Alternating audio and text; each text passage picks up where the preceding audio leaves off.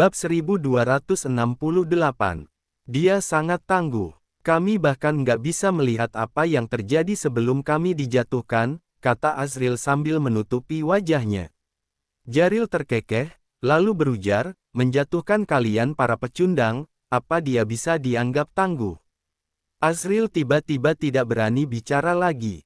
Kemudian, Jaril memandang Lennox dan bertanya dengan nada dingin, apa kamu sudah mengumpulkan cukup uang untuk utangmu?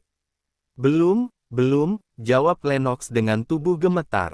Jaril mendengus dingin, lalu berkata dengan nada dingin, kalau bukan karena kamu sudah membawakan banyak barang untukku, aku sudah akan menjadikanmu makanan anjing-anjing itu. Pak, aku pasti akan menemukan cara untuk mengembalikan uang itu, kata Lennox dengan ketakutan. Jaril mendengus dingin, kalau kamu masih nggak bisa membayar kembali uangnya dalam waktu 1 minggu, suruh saja gadis itu datang ke bar untuk bekerja. Dengan kecantikannya, aku yakin dia bisa segera membantumu melunasi utang. Jangan, Pak, dia nggak bisa melakukan pekerjaan seperti itu, mohon Lennox. Jaril mencibir, apa kamu yang menentukan di sini? Lennox gemetaran, tapi dia langsung berkata, Pak, pria yang dia kenal sekarang jelas adalah orang kaya. Kita pasti bisa mendapatkan uang darinya. Aku yakin. Jaril menyesap whiskinya, bersandar di sofa sambil menyilangkan kakinya, lalu berkata perlahan, kalau memang benar begitu, utangmu bisa ditunda untuk sementara waktu. Pasti nggak ada masalah, Pak, kata Lennox buru-buru. Jaril mendengus dingin, lalu berteriak, Otis. Di belakangnya, seorang pria bertubuh besar seperti menara keluar. Bawa Lennox si pecundang ini untuk mengawasi orang itu. Lalu bawa orang itu ke tempat yang tenang. Aku ingin lihat seberapa kaya dia, perintah Jaril. Otis hanya menjawab tanpa ekspresi, baik, Pak. Surya dan Aulia keluar dari hotel, berjalan di jalanan besar. Pada saat ini, senja mulai turun.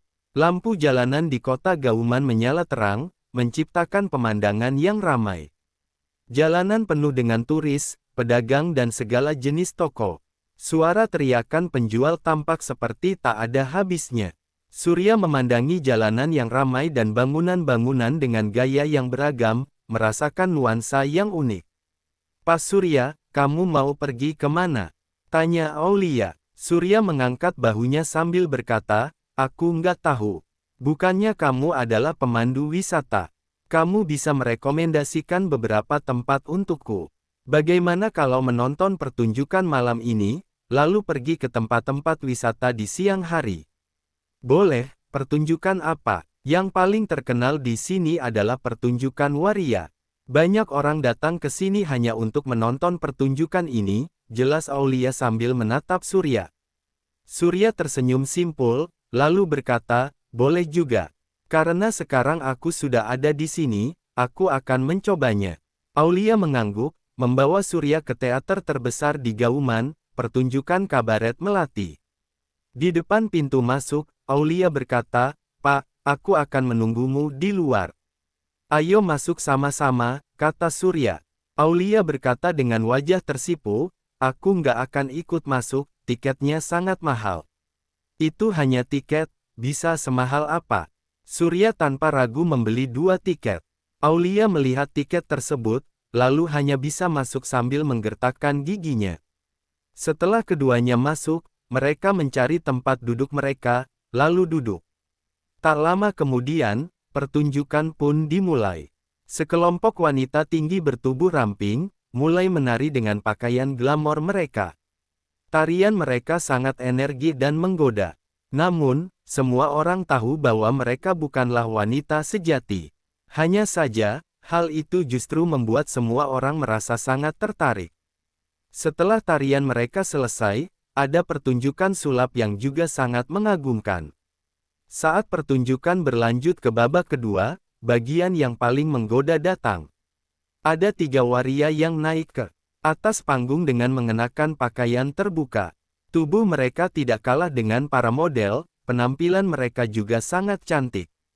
Aulia menjelaskan, mereka adalah juara kontes kecantikan Siam sebelumnya. Baik dalam hal tubuh maupun wajah, mereka adalah yang terbaik. Kalau begitu, mereka itu laki-laki atau perempuan? Tanya Surya. Bab 1269. Aulia tersenyum sambil berujar, dulu mereka laki-laki, tapi sekarang mereka perempuan. Surya tak bisa berkata-kata. Saat ini, ketiga wanita cantik itu memulai tarian yang menggoda. Setelah tarian selesai, tiga pria berotot dengan perut six-pack masuk ke panggung dalam balutan celana dalam.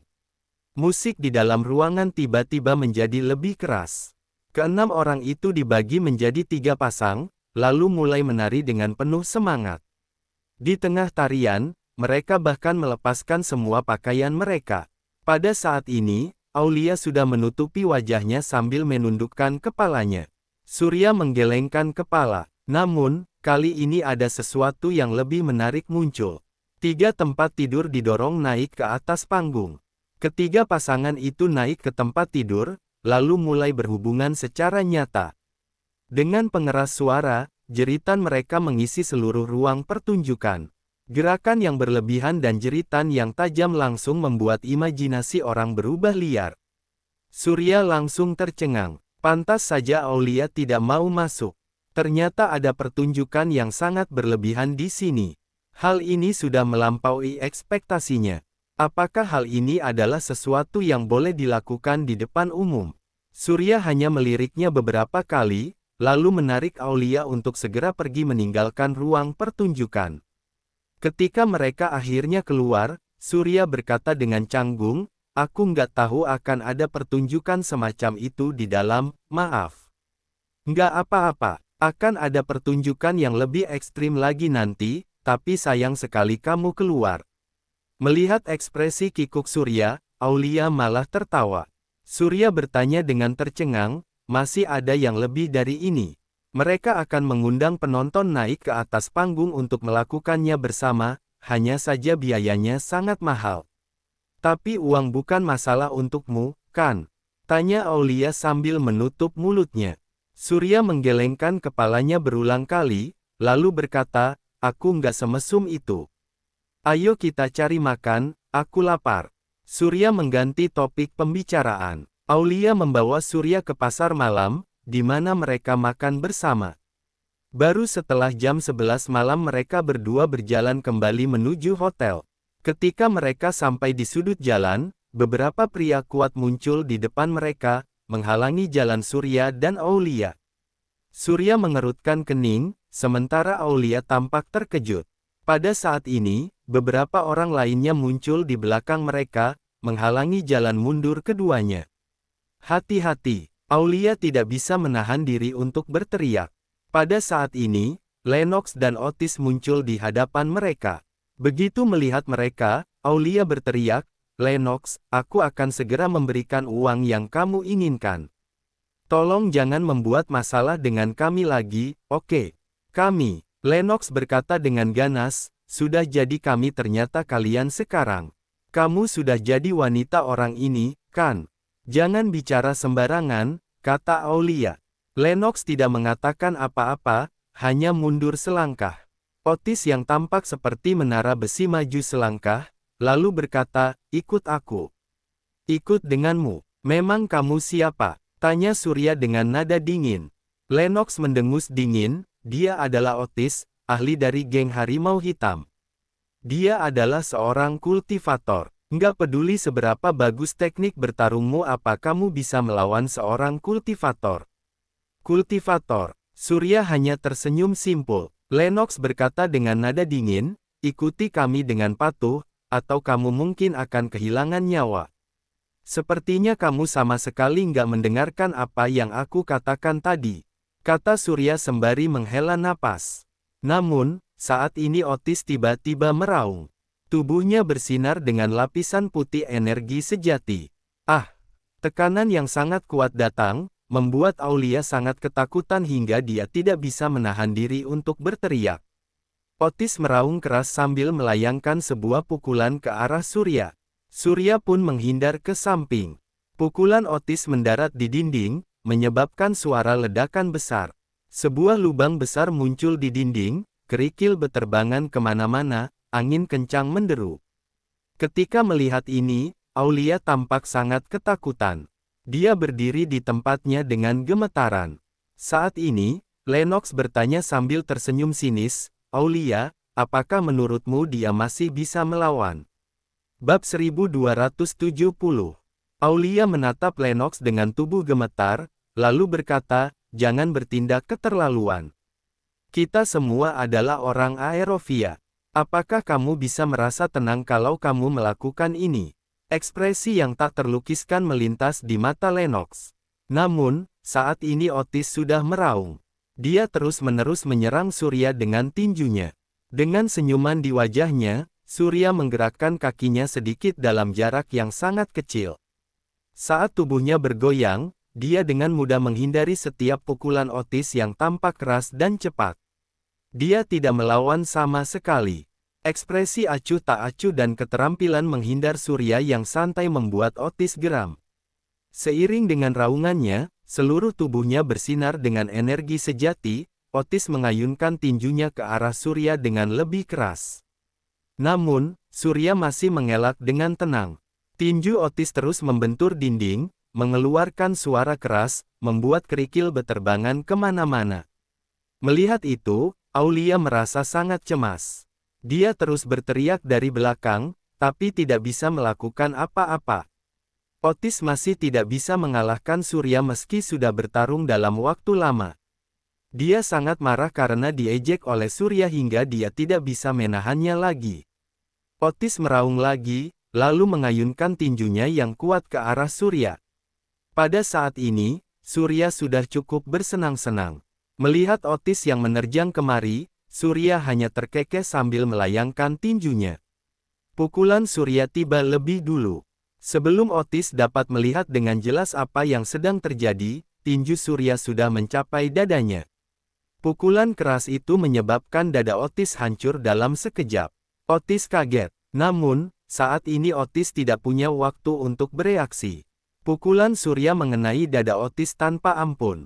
Suara ledakan yang teredam terdengar, lalu Otis memuntahkan seteguk darah. Surya menarik kembali tinjunya, lalu memasukkan tangannya ke dalam saku sambil menatap Otis. Otis menatap dadanya dengan ekspresi tidak percaya. Seluruh dadanya hancur total, organ dalamnya juga ikut hancur. Otis perlahan terjatuh dengan penuh kebingungan, keterkejutan dan ketidakpercayaan. Tubuh besar Otis jatuh ke tanah dengan suara dentuman. Mata Aulia terbelalak lebar. Dia tidak mempercayai apa yang dilihatnya.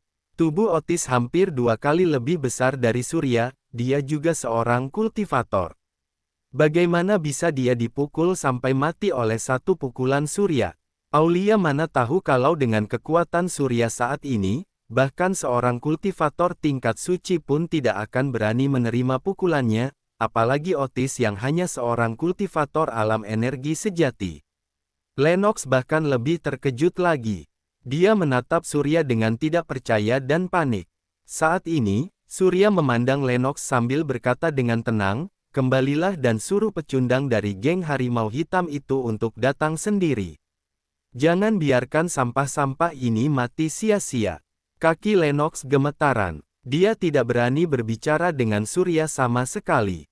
Surya tersenyum simpul, melambai ke arah Aulia, lalu mereka berdua terus berjalan menuju hotel.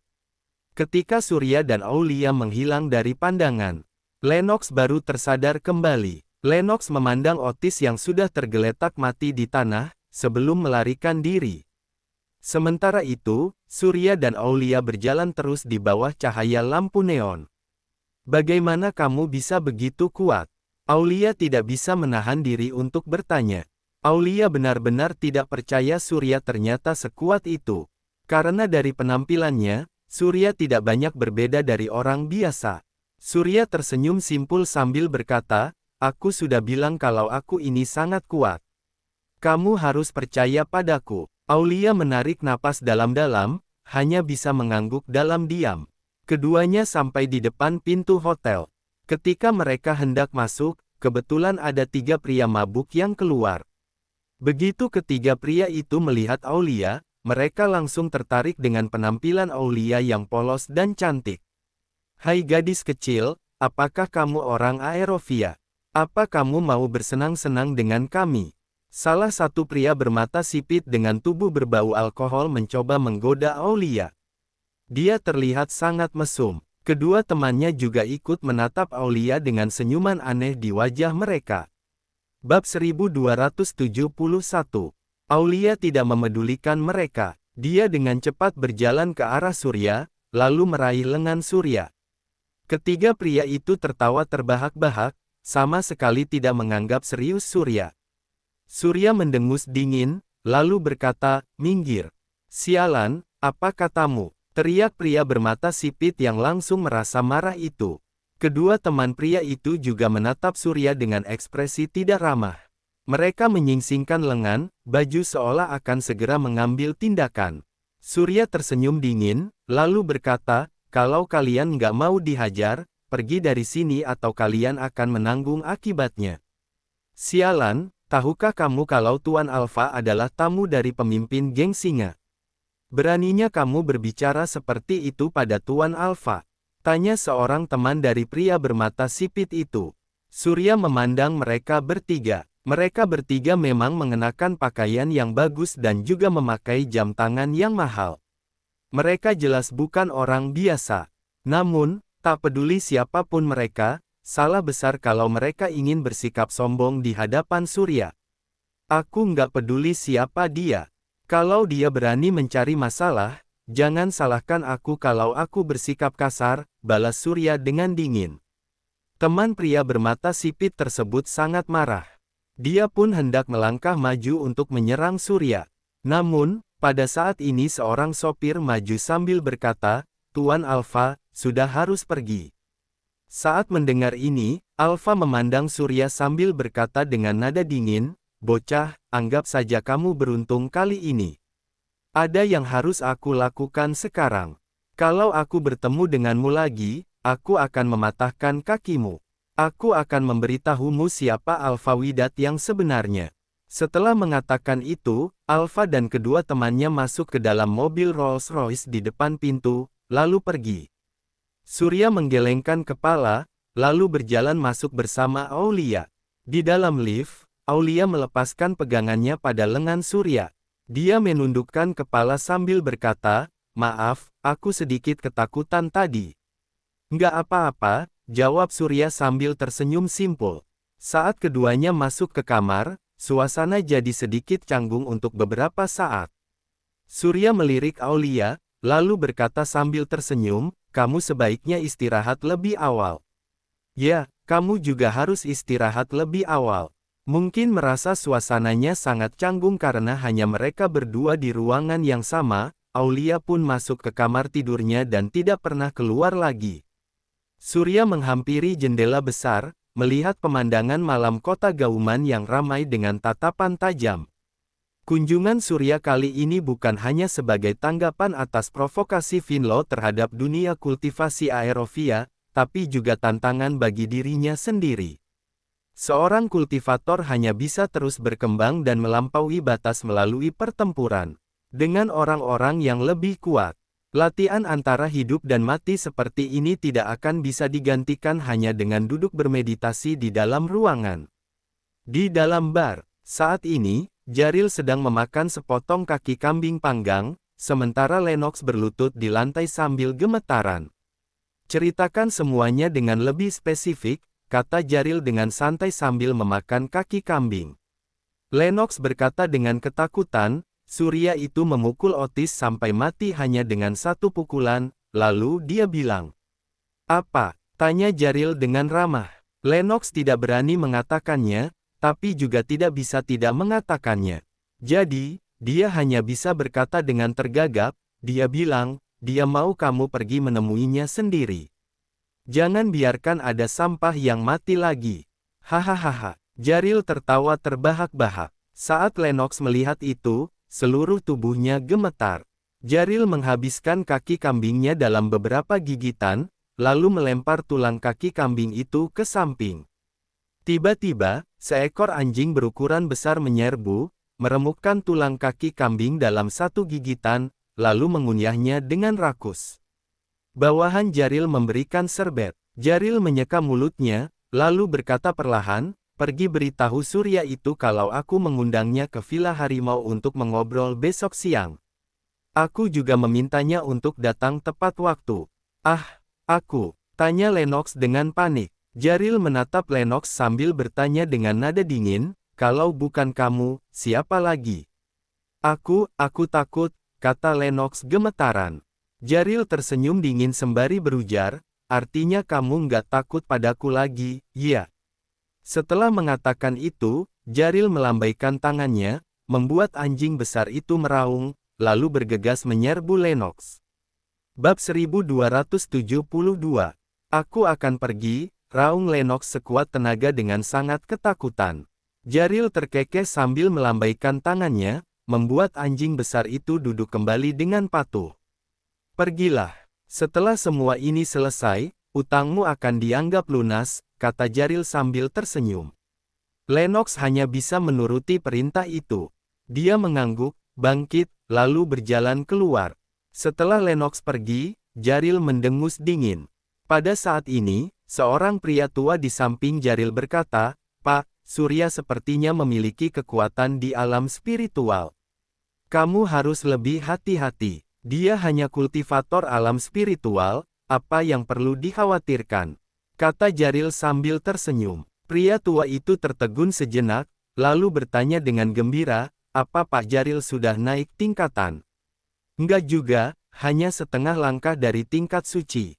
Meskipun Jaril mengatakannya dengan rendah hati, dia tetap terlihat sangat bangga. Pria tua itu tersenyum sambil berkata, itu sudah cukup. Meski hanya setengah langkah dari tingkat suci, tetap jauh lebih kuat dari alam spiritual. Jadi, nggak perlu dikhawatirkan lagi. Bantu aku mengundang Harper, ketua geng serigala, juga Mortier, ketua geng singa, untuk bertemu di Villa Harimau besok, kata Jaril. Pria tua itu bertanya, apa yang ingin Pak Jaril lakukan? 3 geng besar kita sudah lama saling bertarung. Aku akan mengambil kesempatan membunuh orang ini untuk memberitahu mereka tentang kekuatanku, sekaligus memperluas wilayah kita, kata Jaril sambil tersenyum. Pria tua itu bertepuk tangan, lalu berkata sambil tersenyum, bagus, orang ini bisa menjadi mangsa yang bagus. Selain itu, Pak Jaril juga sudah berada setengah langkah dari tingkat suci. Kalau mereka pintar, mereka seharusnya akan melepaskan sebagian wilayah. Kalau mereka nggak sadar diri, kita akan menghabisi semuanya dalam satu gerakan. Mulai sekarang, hanya akan ada geng harimau hitam di kota Gauman, kata Jaril sambil tertawa terbahak-bahak. Di hotel, Surya baru saja selesai mandi. Dia membungkus dirinya dengan handuk mandi, menuangkan segelas whisky untuk dirinya, lalu duduk di sofa sambil meminumnya dengan santai. Tak lama kemudian, Aulia keluar dari kamar dengan piyama. Surya hanya melirik Aulia sekilas. Aulia menggigit bibirnya sambil berkata, aku nggak bisa tidur. Kalau kamu nggak bisa tidur, kita bisa mengobrol atau menonton TV. Tidur di jam segini memang terlalu dini, kata Surya sambil tersenyum. Aulia mengangguk, lalu melangkah ke ujung lain sofa untuk duduk. Surya menunjuk whiskinya sambil bertanya, kamu mau minum? Aulia secara naluriah ingin menolak, tapi karena suatu alasan, dia tiba-tiba mengangguk. Surya tersenyum simpul, menuangkan segelas whisky untuk Aulia, lalu meletakkannya di depan Aulia. Aulia menyesap whisky, membuat pipinya langsung memerah. Pak Surya, apa tujuanmu mencari dewa hidup Finlow? Tanya Aulia. Surya menyalakan sebatang rokok, lalu berkata perlahan, kamu nggak perlu tahu. Oh, Aulia yang kehabisan topik pembicaraan hanya bisa terdiam. Saat ini, tiba-tiba terdengar suara ketukan di pintu. Surya berkata, masuk. Pintu terbuka, menampilkan Lennox yang melangkah masuk dengan ekspresi panik di wajahnya. Ketika Aulia melihat yang datang adalah Lennox, dia langsung menjadi gugup, lalu segera duduk tegak. Surya melirik Lennox, lalu bertanya dengan tenang, ada apa? Pak Surya. Lennox menelan ludahnya, lalu berbicara dengan tergagap, Jaril mengundangmu untuk bertemu di Villa Harimau besok. Surya terkekeh, lalu berujar, bertemu. Oke, katakan padanya aku akan datang tepat waktu. Lennox tidak menyangka tugas ini akan terselesaikan dengan begitu mudah. Dalam bayangannya, kalau dia berani muncul di hadapan Surya lagi, dia pasti akan dihajar sampai mati. Namun, semua ternyata berakhir begitu saja. Setelah beberapa saat, Lennox tersenyum getir sambil berkata, "Pak Surya, Jaril punya niat buruk. Kamu harus berhati-hati." Surya memandang Lennox, lalu berkata perlahan, "Pergilah dari tempat ini, kamu masih punya harapan. Jangan terjerumus lebih dalam lagi." "Aku tahu, tapi apa yang bisa aku lakukan sekarang?" kata Lennox sambil tersenyum getir. Bersambung ke bab 1273. Terima kasih.